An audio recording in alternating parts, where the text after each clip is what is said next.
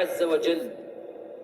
And one of the means in which a wife can cause oppression toward her husband is when she refuses to bed with him without any valid excuse, without any Islamic excuse. And this is an injustice toward the rights of the husbands. And the major issue, the major calamity here is when there is someone is involved in this decision.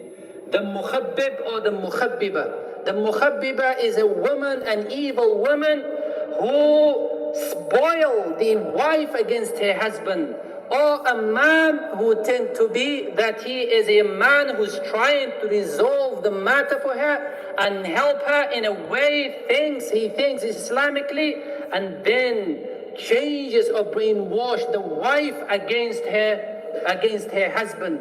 And when she came home, then she began to utilize this as a means to refuse the husband and to push him away. Forgetting the hadith of the Prophet sallallahu alaihi wasallam, when he told us that if a woman refused to bed with her husband without a valid excuse, then the one in the heaven, which is Allah Azza wa Jal, and the angels will be angry with her as long as her husband forgives her. If the husband forgives her and is happy with her, then the anger will be lifted away from the wife. And the wise woman, a sensible woman, is the woman who should not deny the rights of the husband.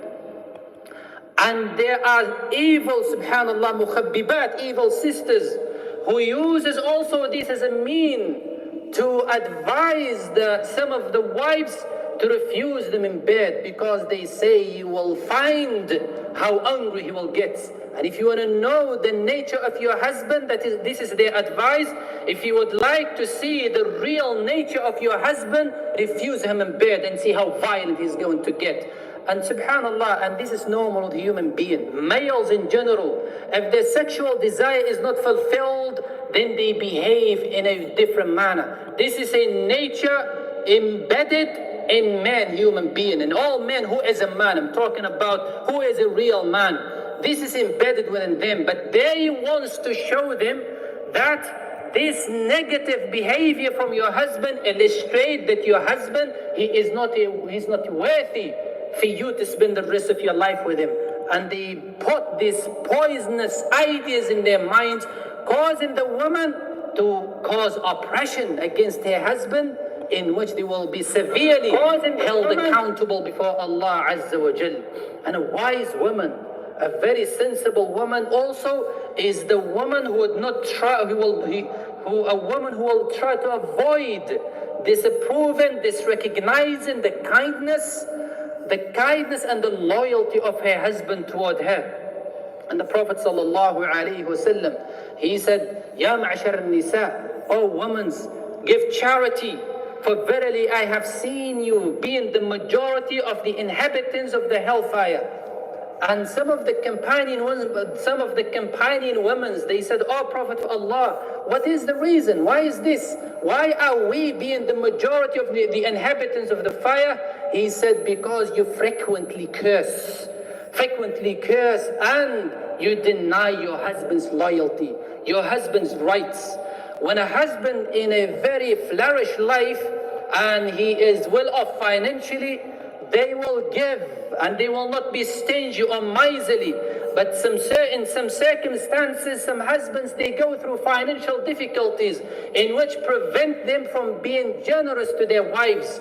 And when they go and they speak to this mukhabbibat, to this evil women, they use again this as a mean to persuade the woman to open her eyes and to see this is a form of stinginess from your husband towards you. And we have seen some of the husbands who tried their best to bring their wives from abroad, and for the purpose of trying to provide, facilitate a better future for their children. And when the wives comes to this country, then they go wild, they go rebellious against their husbands. Why? Because of the mukhabbibat who play with